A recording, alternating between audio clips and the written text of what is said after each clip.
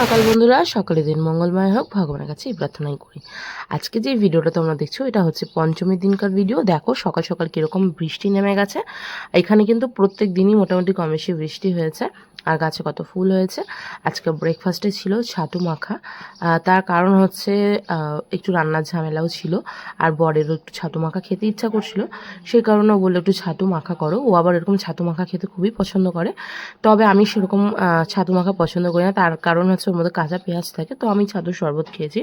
আর সত্যি কথা বলতে আমার সব কিছু খাবারে কাঁচা পেঁয়াজ ভালো লাগে না। স্পেসিফিক কিছু জিনিস আছে যেটা কাঁচা পেঁয়াজ খেয়ে নিই, তবে খুব একটা আমি ভালোবাসি না। তো এটা দিয়েছিলাম বরকে মেখে। তো তোমাদেরকে ভিডিও দেখানোর জন্য আমি নিজে একটু কেটে কেটে দেখাচ্ছিলাম, আর আমি তো দেখালামই যে ছাতুর শরবত খেয়েছি।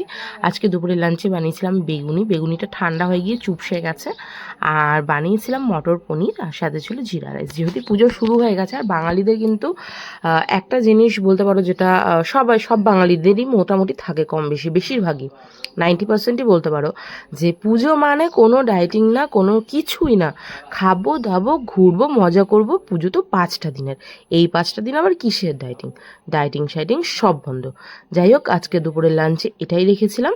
খেয়ে দিয়ে উঠে একটু রেস্ট করে বিকালে বেরিয়ে পড়েছিলাম, তার কারণ দুর্গাপুজো বলে আমার আবার পড়ানো তো ছুটি ছিল, তো সেই কারণে কিন্তু ঘুরতে চলে গেছিলাম আমি আর বর। আর দেখো সারাদিন কিন্তু আর কোনো বৃষ্টি নেই, সকালবেলা করে প্রত্যেক দিন বৃষ্টি হচ্ছে এখানে।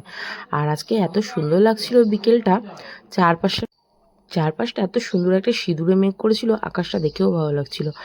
আর সত্যি কথা বলতে কি জানো তো, পুজো এই আসবে বা আসছে, কদিন বাকি এই বিষয়টাই কেন জানি না ভালো লাগে। চলে এলে কিন্তু দেখতে দেখতে শেষ হয়ে যায়, আমি বুঝতেই পারলাম না যে পুজোটা চলে গেল কখন। আর পুজোর মধ্যে এতটাই ব্যস্ত ছিলাম, সত্যি কথা বলতে প্রচুর কাজ থাকে। পুজো মানে যে বলি আমরা খাওয়া দাওয়া, সেই খাওয়া দাওয়াটা রেডি করতেও কিন্তু প্রচণ্ড সময় লাগে। আর মানে রান্নাঘরে ঢোকা মানে আর অন্য কোনো কাজ করা যায় না, ভালো মন্দ রান্না করতে গেলে অবভিয়াসলি অনেক সময় লাগে।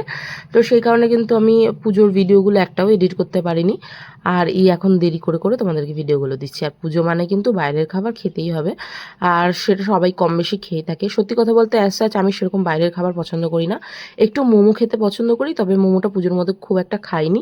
তার কারণ পুজোর সময় না কোথাও একটা ভালো মোমো বানায় না, কেন জানি না পুজোর সময় সবাইকার কী হয়। তবে ফুচকাটা খেয়েছি, ফুচকা কিন্তু আবার জাঙ্ক ফুড মধ্যে পড়ে না। আমাদের শুভশ্রী দিদি কিন্তু একদিন কি ইন্টারভিউতে বলছিল যে ফুচকা আবার জাঙ্ক ফুড নাকি। একদমই কথাটা আমার মন ছুঁয়ে গেছিলো। আমি কিন্তু ফুচকাকে জাঙ্ক ফুড মনে করি না, ফুচকা সোল ফুড। আর দেখো রাস্তায় কিন্তু সবাই কম বেশি ঘুরে ঘুরে বেড়াচ্ছে, তার কারণ পুজো এসে গেছে। আর পঞ্চমীর দিন কিন্তু আমি আসামে খুব একটা প্যান্ডেল মানে ঠাকুর দেখতে পেলাম না, তার কারণ পঞ্চমীর দিন ঢুকেছে। এবার চলে এসেছি আমরা আমাদের এনটিপিসি টাউনশিপে। এখানে হচ্ছে গিয়ে আজকে মায়ের উদ্বোধনী পুজো চলছিল, মাকে যেহেতু নিয়ে এসছে, আর এত ঢাক বাজছিল, চলো একটু শুনিয়ে দিই তোমাদেরকে। বলতে পারো ঢাকের কম্পিটিশন হচ্ছিল। দেখো শোনো কতটা ভালো লাগবে, মনটা আলাদাই খুশি হয়ে যায় এই আওয়াজটাতে।